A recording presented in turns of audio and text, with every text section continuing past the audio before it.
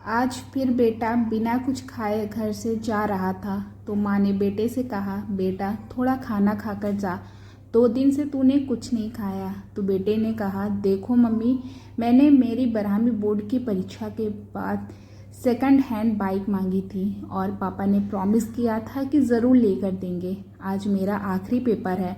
दीदी को कह देना कि जैसे ही मैं परीक्षा देकर बाहर आऊँगा तब वह पैसे लेकर बाहर खड़ी रहे। मेरे दोस्त की पुरानी बाइक मुझे आज ही लेनी है। और हाँ, यदि दीदी वहाँ पैसे लेकर नहीं आई तो मैं घर वापस नहीं आऊँगा। एक गरीब घर के बेटे सोहन की जिद और माता की लाचारी आमने सामने टकरा रही थी। माँ ने कहा, बेटा तेरे पापा तुझे बाइक लेकर देने ही वाले थे, लेकिन पिछले महीने एक्सीडेंट। इससे पहले कि माँ अपनी बात पूरी कर पाती उससे पहले सोहन बोला, मैं कुछ नहीं जानता, मुझे तो बाइक चाहिए ही चाहिए। ऐसा बोलकर सोहन अपनी मम्मी को गरीबी और लाचारी की मझधार में छोड़कर घर से बाहर निकल गया। 12वीं बोर्ड की परीक्षा के बाद पंडित सर एक अनोखी परीक्षा का आयोजन करते थे। हालांकि पंडित सर का विषय गणित था, किंतु विद्यार्थियों को जीवन का गणित भी समझाते थे। उनके सभी विद्यार्थी यह परीक्षा जरूर देने आते थे। इस साल परीक्षा का विषय था मेरी पारिवारिक भूमिका। सोहन परीक्षा कक्ष में आकर बैठ गया। उसने मन में गांठ बांध ली थी कि यदि मुझे बाइक नहीं लेकर देंगे तो मैं घर वापस नहीं जाऊंगा। पंडित सर ने क्लास में सभी को पेपर बांट दिए। पेपर में कुल 10 प्रश्न थे। उत्तर देने के लिए 1 घंटे का समय दिया गया था। सोहन ने पहले प्रश्न पढ़ा, आपके घर में आपके पिताजी, माताजी, बहन, भाई और आप कितने घंटे काम करते हो? विस्तार में बताइए। सोहन ने तुरंत जवाब लिखना शुरू कर दिया। पापा सुबह 6 बजे टिफिन के साथ अपनी ऑटो रिक्शा लेकर निकल जाते हैं और शाम को 9 बजे वापस आते हैं। ऐसे में वो लगभग 15 घंटे काम करते हैं। मम्मी सुबह 4 बजे उठकर पापा का टिफिन तैयार करती हैं, बाद में घर का सारा काम करती हैं, दोपहर को सिलाई का काम करती हैं और सभी लोगों के सो जाने के बाद सोती हैं। लगभग रोज 16 घंटे काम करती हैं। और दीदी सुबह कॉलेज जाती है और शाम को 4 से 8 बजे तक पार्ट टाइम जॉब करती है और रात को मम्मी के काम में मदद करती है। लगभग 12 से 13 घंटे काम करती है। मैं सुबह 6 बजे उठता हूँ और दोपहर को स्कूल से आकर खाना खाकर सो जाता हूँ। शाम को अपने दोस्तों के साथ टहलता हूँ। रात को 11 बजे तक पढ़ता हूँ, तो लगभग 10 घंटे तक मैं व्यस्त रहता हूँ। पहले सवाल के जवाब के बाद सोहन ने दूसरा प्रश्न पढ़ा, आपके घर की मासिक कुल आमदनी कितनी है? तो सोहन ने जवाब लिखना शुरू किया, मेरे पापा की आमदनी लगभग 10,000 है। मम्मी और दीदी मिलाकर 5,000 कुल जोड़ लेते हैं। कुल आमदनी 15,000 रुपये। प्रश्न नंबर 3 था, मोबाइल रिचार्ज प्लान, आपकी पसंदीदा टीवी पर आ रही 3 सीरियल के नाम, शहर के एक सिनेमा हॉल का पता और अभी वहां चल रही मूवी का नाम बताइए।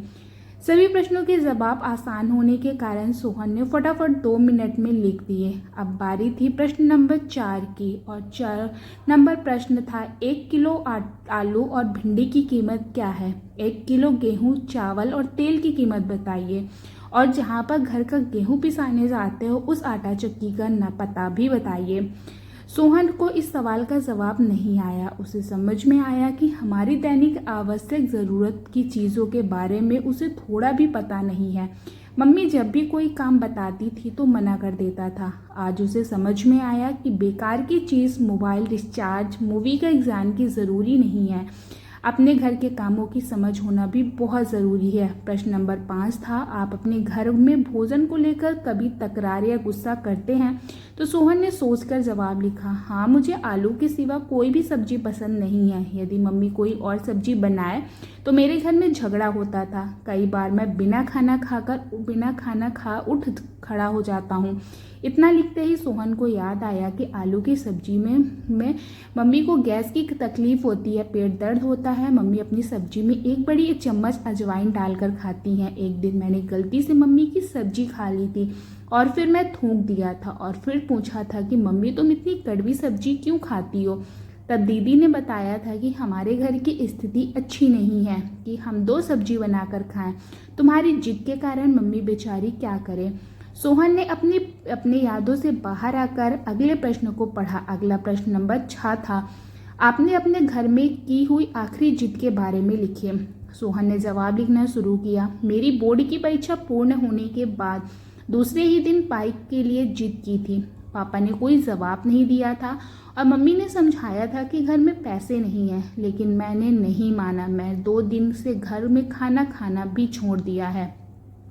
जब तक बाइक नहीं लेकर देंगे मैं खाना नहीं खाऊंगा और आज तो मैं वापस घर ही नहीं जाऊंगा, यह कहकर निकला हूँ। अब बारी थी प्रश्न नंबर 7 की और प्रश्न था, आपको आपके घर से मिल रही पॉकेट मनी का आप क्या करते हैं?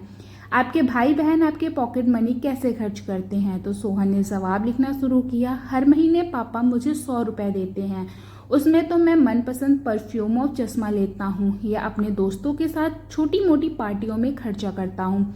मेरी दीदी को भी पापा 100 रुपये देते हैं, वो खुद भी कमाती है और पगार के पैसे से मम्मी को आर्थिक में मदद करती है। हाँ, उसको दिए गए पॉकेट मनी से वह गुल्लर में डालकर बचत करती है। उसके किसी प्रकार की कोई शौक नहीं है क्योंकि वो कंजूस भी है। इसके बाद प्रश्न नंबर 8, आप अपनी खुद की पारिवारिक जिम्मेदारी को समझते हैं? यह प्रश्न अटपटा और मुश्किल होने के बाद भी सोहन ने जवाब लिखना शुरू किया। परिवार के साथ जुड़े रहना चाहिए, एक दूसरे के प्रति समझदारी से व्यवहार करना चाहिए, एक दूसरे की मदद करनी चाहिए और ऐसे अपनी जिम्मेदारी निभानी चाहिए। यह लिखते लिखते ही अंतरात्मा से आवाज आई, AR सोहन, तू अपनी पारिवारिक जिम्मेदारी को योग्य रूप से निभा रहे हो क्या? और अंतरात्मा से जवाब आया, नहीं, बिल्कुल नहीं। प्रश्न नंबर 9, आपके परिणाम से आपके माता पिता खुश हैं? क्या वह अच्छे परिणाम के लिए आपसे जिद करते हैं, आपको डांटते हैं? इस प्रश्न का जवाब लिखने से पहले ही सोहन की आंखें भर आई। अब वह परिवार के प्रति अपनी भूमिका बराबर समझ चुका था। उसने लिखने की शुरुआत की, वैसे तो मैं कभी भी मेरे माता पिता को आज तक संतोषजनक परिणाम नहीं दे पाया हूँ, लेकिन इसके लिए उन्होंने कभी भी जिद नहीं की। मैं बहुत बार अच्छे रिजल्ट के प्रॉमिस तोड़े हैं, फिर भी हल्की सी डांट के बाद वो प्रेम बना रहता है। इसके बाद आखिरी प्रश्न था प्रश्न नंबर 10, पारिवारिक जीवन में असरकारक भूमिका निभाने के लिए इन छुट्टियों में आप कैसे अपने परिवार की मदद करेंगे? जवाब में सोहन की कलम चले, इससे पहले उसकी आंखों से आंसू बहने लगे। जवाब लिखने से पहले ही कलम रुक गया। बेंच के नीचे मुंह रखकर रोने लगा। फिर से कलम उठाई, तब भी वह कुछ न लिख पाया। 10वें प्रश्न का जवाब दिए बगैर उसने पेपर सबमिट कर दिया और बाहर आ गया। स्कूल के दरवाजे पर दीदी को देखकर सोहन उसकी ओर दौड़ पड़ा। जैसे ही दीदी के पास पहुंचा, दीदी ने कहा, भाई ये ले 8,000, मम्मी ने कहा है कि बाइक लेकर ही आना। दीदी ने सोहन को पैसे पकड़ा दिए। सोहन ने पूछा, तू कहाँ से ले आई हो पैसे? तब दीदी ने बताया, मैंने मेरे ऑफिस के 1 महीने की सैलरी एडवांस मांग ली है। मम्मी भी जहाँ काम करती थी वहीं से उधार ले लिया और मेरी पॉकेट मनी की बचत से निकाल लिए हैं। ऐसा करके तुम्हारी बाइक के पैसे की व्यवस्था हो गई है। सोहन की दृष्टि पैसों पर स्थिर हो गई थी। दीदी फिर बोली, भाई मम्मी को बोलकर निकले थे कि पैसे नहीं दोगे तो मैं घर वापस नहीं आऊँगा। अब तुझे समझना चाहिए कि तुम्हारी भी घर के प्रति जिम्मेदारी है। मुझे भी बहुत शौक है, लेकिन मैं अपने शौक की बजाय अपने परिवार को ज़्यादा महत्व देती हूँ। तुम हमारे घर के सबसे लाडले हो, इसीलिए पापा के पैर के फ्रैक्चर होने के बावजूद भी रोज ऑटो चलाते हैं ताकि तुझे बाइक दिलाने का प्रॉमिस पूरा कर सके। बाकी तुमने तो अनेकों बार अपने प्रॉमिस तोड़े ही हैं ना। सोहन के हाथ में पैसे देकर दीदी घर चली गई। उसी समय सोहन का दोस्त वहां अपनी बाइक लेकर आ गया। उसने अच्छे से बाइक को चमका दिया था। दोस्त ने कहा, ले सोहन, आज ये बाइक तुम्हारी। सब 12,000 रुपये मांग रहे थे, मगर यह तुम्हारे लिए 8,000 में। सोहन बाइक को एकटक देख रहा था और थोड़ी देर बाद बोला, दोस्त, तुम अपनी बाइक उसे 12,000 वाले को ही दे देना। मेरे पास पैसे की व्यवस्था नहीं हो पाई है और न होने की संभावना भी नहीं है। यह कहकर सोहन सीधा पंडित सर की केबिन में जा पहुंचा। पंडित सर ने सोहन की ओर देखा और पूछा, अरे सोहन, कैसा लिखा है पेपर में?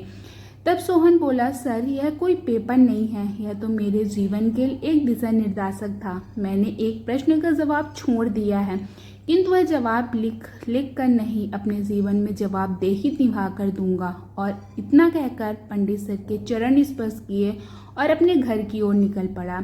घर पहुंचते ही सोहन ने देखा कि मम्मी पापा दीदी सब उसकी राह देख रहे थे। सोहन को देखते ही मम्मी ने पूछा, बेटा बाइक कहाँ है?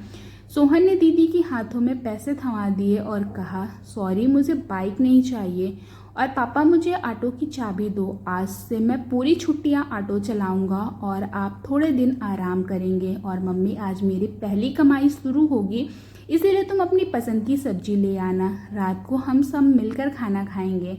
सोहन के स्वभाव में आए परिवर्तन को देखकर मम्मी ने उसको गले लगा लिया और कहा, बेटा सुबह जो कहकर तुम गए थे वह बात मैंने तुम्हारे पापा को बताई थी और इसीलिए तुम्हारे पापा दुखी हो गए थे, काम छोड़कर घर वापस आ गए। भले ही मुझे पेट में दर्द होता हो, लेकिन आज तो मैं तेरी पसंद की ही सब्जी बनाऊंगी। तब सोहन ने कहा, नहीं मम्मी, अब मैं समझ गया हूँ कि मेरे घर परिवार में मेरी भूमिका क्या है। मैं रात को आपकी पसंद की सब्जी ही खाऊंगा। परीक्षा में मैं आखिरी जवाब नहीं लिखा, वो प्रैक्टिकल करके देखना है। और हाँ मम्मी, आप गेहूं को पिसाने कहाँ जाते हैं, उस आटा चक्की का नाम और पता भी मुझे दे दो। इसी समय पंडित सर ने घर में प्रवेश किया और बोले, वाह सोहन वाह, जो जवाब तुमने लिखकर नहीं दिया वो प्रैक्टिकल जीवन में करके दोगे। सोहन पंडित सर को देखकर आश्चर्यचकित हो गया और बोला, सर आप यहाँ? तब पंडित सर बोले, मुझे मिलकर तुम चले गए, उसके बाद मैं तुम्हारा पेपर पढ़ा, इसलिए तुम्हारे घर की ओर निकल पड़ा और मैं बहुत देर से तुम्हारे अंदर आए परिवर्तन को सुना। मेरी अनोखी परीक्षा सफल रही और उस परीक्षा में तुमने पहले नंबर पाया है। ऐसा बोलकर पंडित सर ने सोहन के सर पर हाथ रख दिया और उसे आशीर्वाद दिया। सोहन ने तुरंत ही पंडित सर के पैर छुए और ऑटो रिक्शा चलाने के लिए निकल पड़ा। दोस्तों, उम्मीद करती हूँ कि आपको हमारी कहानी पसंद आई होगी। कहानी पसंद आई है तो वीडियो को लाइक करें, चैनल पर नए हैं तो सब्सक्राइब करें और हाँ, नोटिफिकेशन बेल ज़रूर दबाएं ताकि अगली अपडेट सबसे पहले आपको मिले।